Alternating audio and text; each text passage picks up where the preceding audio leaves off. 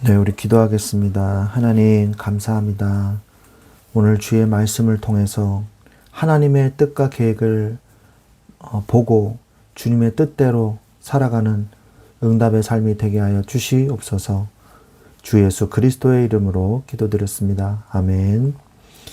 네, 오늘 하나님의 말씀은 여호수아서 7장 11절부터 13절까지 말씀입니다. 여호수아서 7장 11절부터 13절까지 말씀 보도록 하겠습니다.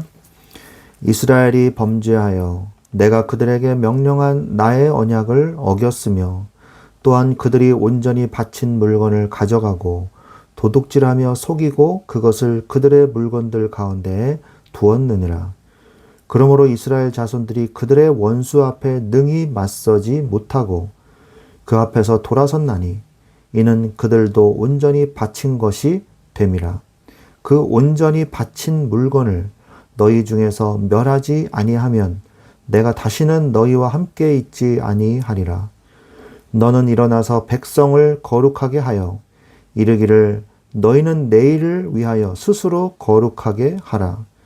이스라엘의 하나님 여호와의 말씀에 이스라엘아 너희 가운데 온전히 바친 물건이 있나니 너희가 그 온전히 바친 물건을 너희 가운데에서 제하기까지는 내 원수들 앞에 능히 맞서지 못하리라.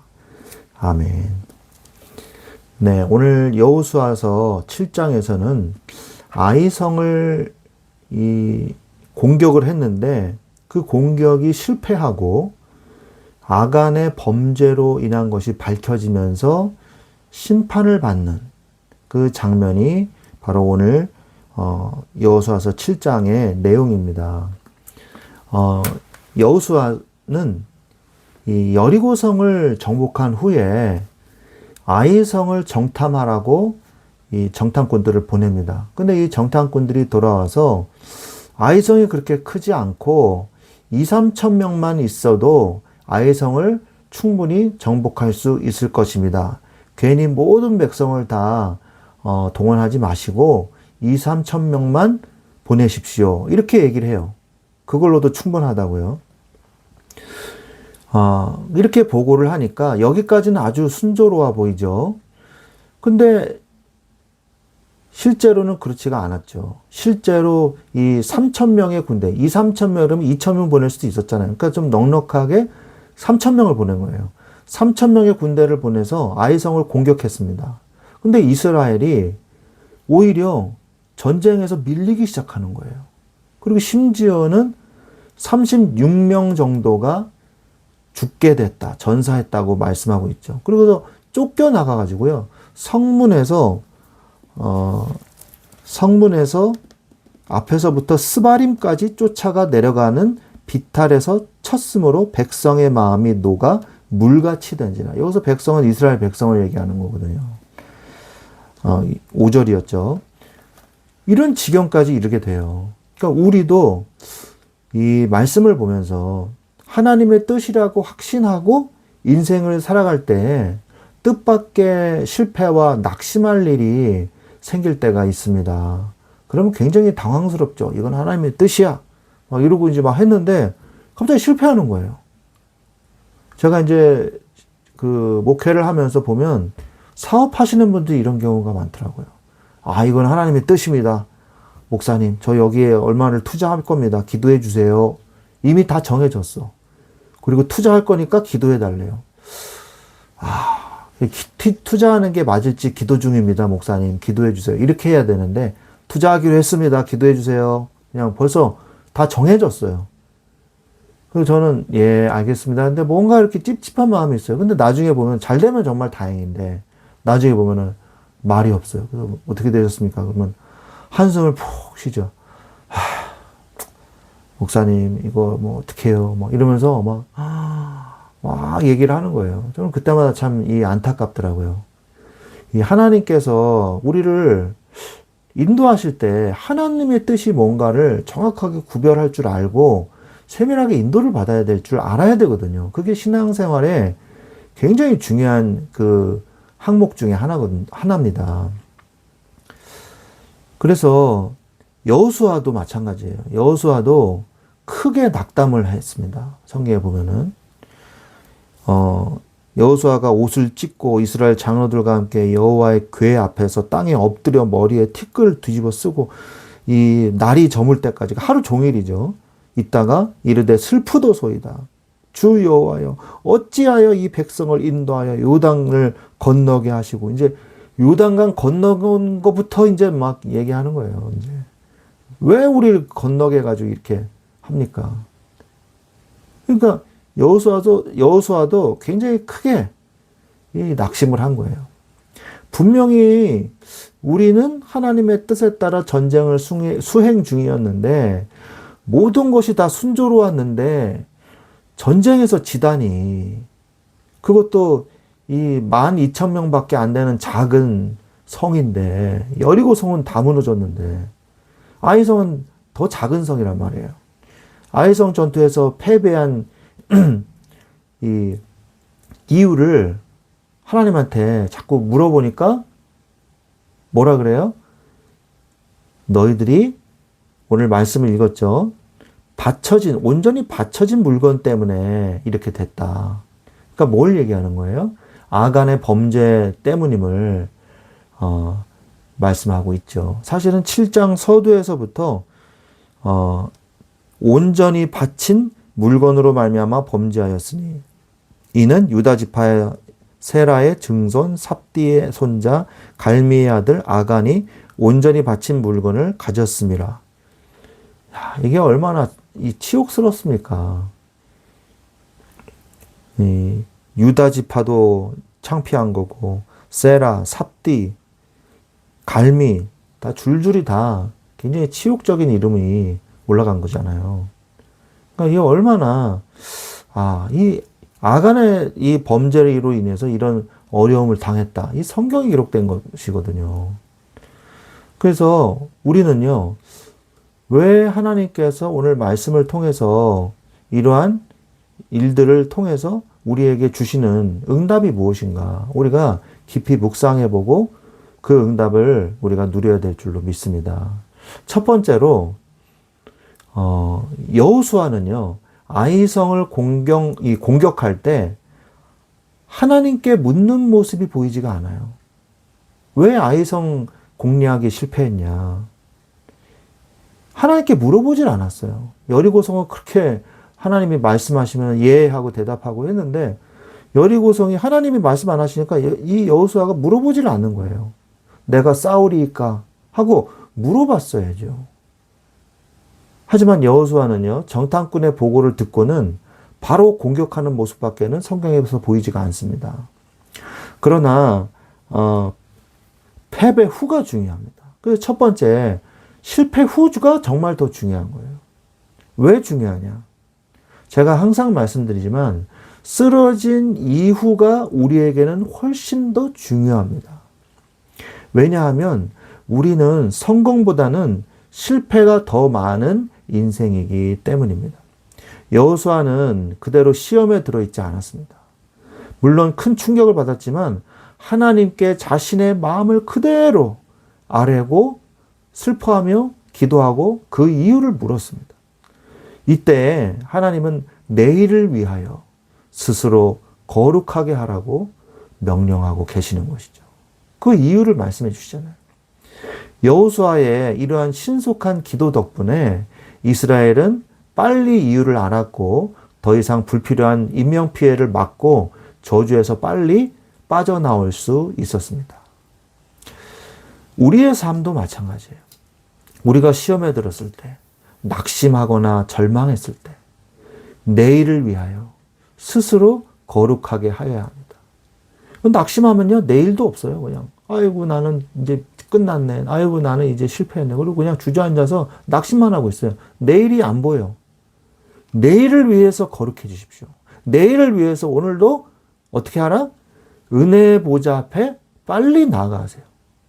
그래서 하나님의 은혜를 간구하세요. 나를 회복시켜달라고 기도하세요. 그리고 나의 모든 것을 쏟아놓고 어린아이와 같이 하나님께로 나아가야 합니다. 회개와 자복하는 마음으로 나아갈 때 하나님은 나에게 새 힘을 주시고 나를 회복시켜 주시고 은혜를 부어 주시는 것입니다. 이거를 체험해야 돼요. 우리가 실패했다고 그냥 주저앉아서 울고만 있을 겁니까? 낙심만 하고 있을 겁니까? 하나님 앞으로 나아가십시오. 그리고 하나님의 은혜를 체험하십시오. 그러면요, 더 큰 풍성한 은혜가, 더 큰 믿음이 기다리고 있어요. 두 번째로, 온전히 바쳐진 것이 되었기 때문에 이 아이성 공략이 실패했다. 이렇게 말씀하고 있거든요. 이게 무슨 말일까요? 12절에 보니까 온전히 바쳐진 것, 이 내용이 나오는데, 온전히 바친 물건, 온전히 바친 것, 이렇게 이 내용이 나오고 있거든요. 이 말은 여리고성에서 하나님께서 여리고성을 온전히 바친 것이라고 말씀을 하고 있는 내용이 나와요. 여리고성이 온전히 바쳐진 것이래요. 가나안 땅에서 처음으로 정복한 여리고성은 그 노획물과 모든 남녀노소를 살리지 말고 다 진멸하고 불태우라고 그랬어요. 이 금, 은, 동, 철만 하나님께 드리고요. 이것은요, 온전히 처음의 것을 하나님께 드린 바 되었기 때문이었습니다. 그런데 이 말씀에는요, 처음의 것을 드린다라는 이 말씀에는요, 또 다른 의미가 있어요. 그것은 바로 멸망하도록 헌정된 것이다 라는 뜻이 있는 것이죠. 또는 저주받아 진멸될 것이다. 진멸될 것이라는 내용, 이 의미가 있는 거죠. 처음의 것을 드린다는 것은. 멸망하도록 헌정된 것. 저주받아 진멸될 것이라는 의미가 있다는 거예요. 우리가 처음의 것을 드리라는 이 말씀이 나온 출애굽기로 이제 돌아가서 하나님께서는 마지막 재앙으로 애굽에 처음 난 것의 생명을 모두 거두시겠다고 하셨죠. 심지어 이 바로의 장자도 이 왕자도 이 재앙을 피할 수가 없었습니다. 왜냐하면 멸망하도록 헌정된 것이기 때문이었어요. 저주받도록 바쳐진 것. 그것이 바로 바로의 왕자였던 것이죠. 하나님께서는 이 가나안 정복의 첫 성인 여리고성도 이런 의미에서 모두 진멸하도록 한 것이에요. 그런데 아간의 범죄로 인해서 이 저주가 이스라엘에게도 덮치게 된 것입니다. 12절에 이스라엘 자손들이 그들의 원수 앞에 능히 막지 못하고 그 앞에서 돌아섰나니 이들 곧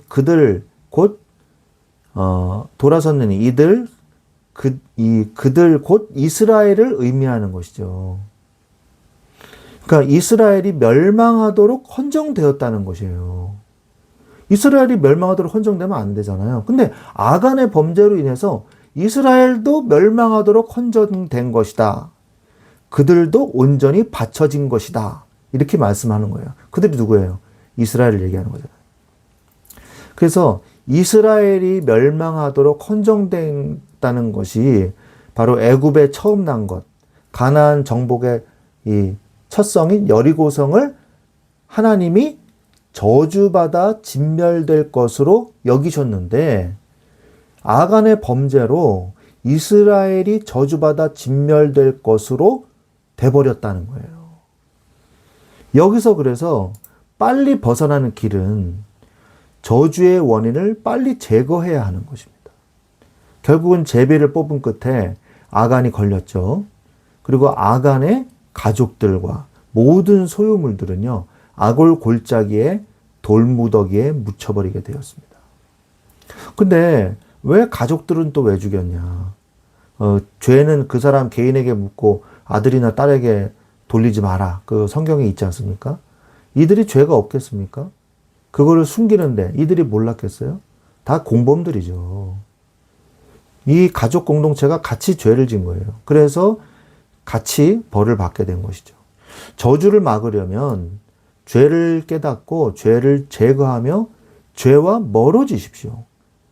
온전히 받쳐진 것이 되지 마시고 빨리 죄를 끊어버리고요. 거기서 멀어져야 돼요. 그것이 바로 저주를 막는 길입니다. 세 번째는 아간의 범죄와 이스라엘 공동체와의 관계입니다. 여기서 어떤 사람은요, 이의를 제기하는 경우도 있습니다. 뭐냐? 아니, 왜 아간 혼자 범죄한 것을 가지고 이스라엘 전체에게 책임을 떠맡기느냐. 이렇게 말할 수도 있겠죠. 이스라엘은요, 운명 공동체입니다. 이거를 몰라서 그렇게 물어보실 수도 있어요. 이스라엘은 운명 공동체예요. 수많은 일들이 있었던 이 광야에서도요, 항상 하나님은 어떻게 하셨어요? 이스라엘에게 전체 책임을 물으셨거든요. 이런 일이 다반사였거든요. 그렇기 때문에 이스라엘은 이것에 익숙해져 있었습니다. 하나님께서는요, 한 명의 범죄였으나 이 범죄의 씨앗이 공동체에 뿌려졌을 때 얼마나 큰 악영향을 미치는지 홍해를 건넌 이후에 광야에서 많이 보셨어요. 그렇기 때문에 그 타락하는 것을 막기 위해서 죄가 죄로 인해서 이스라엘 공동체 전체가 오염되는 것을 막기 위해서요, 한 명의 범죄라도 전체를 향한 책임으로 말씀하셨어요. 그리고 이스라엘 민족도 서로 하나님 앞에서 범죄하지 말 것을 서로 주의시켰단 말이죠. 하나님은 이스라엘 전체를 사랑하시고 보호하시는 하나님이신 것입니다. 물론 구원은 각자 개인이 하나님 앞에서 그의 은혜로 구원을 받는 것이죠. 그러나 신약 시대에 살고 있는 우리에게도 이 공동체의 언약은 여전히 중요한 의미를 가지고 있습니다. 요한계시록 2장과 3장에 보면요, 사단의 회를 조심하라는 말씀이 나옵니다. 자칭 유대인의 회, 곧 사단의 회가 서머나 교회와 빌라델피아 교회를 공격하는 것을 조심하라고 말씀하고 있어요. 성경은 이 공동체의 개념에 대해서 매우 중요한 의미를 부여하고 계십니다. 구약에서 시작된 이 공동체의 의미는 신약에서 교회 공동체로 이어져 왔고, 하나님의 몸된 교회는 곧 하나님 자신을 의미하는 것이고 또 하나님의 나라를 의미하는 것이기 때문입니다. 그러니까 굉장히 중요한 이 개념이죠. 그러므로 저와 우리 모든 교회의 모든 성도들은 하나님의 몸된 교회가 죄의 세력에 이 오염되고 타락되지 않도록 우리 공동체를 지켜야 할 사명이 있어요. 그래서 교회 공동체는요, 사람의 몸에 비유되기도 합니다. 그래서 우리 몸의 여러 기관들 중에 한 곳이 병들게 되면 몸 전체에 영향을 주기도 하고, 또 중요 장기가 심각한 병이 들면 어떻게 됩니까? 그 사람의 생명 전체가 이 위험에 빠질 수도 있습니다. 교회의 어떤 성도도요, 소중하지 않은 성도는 없습니다.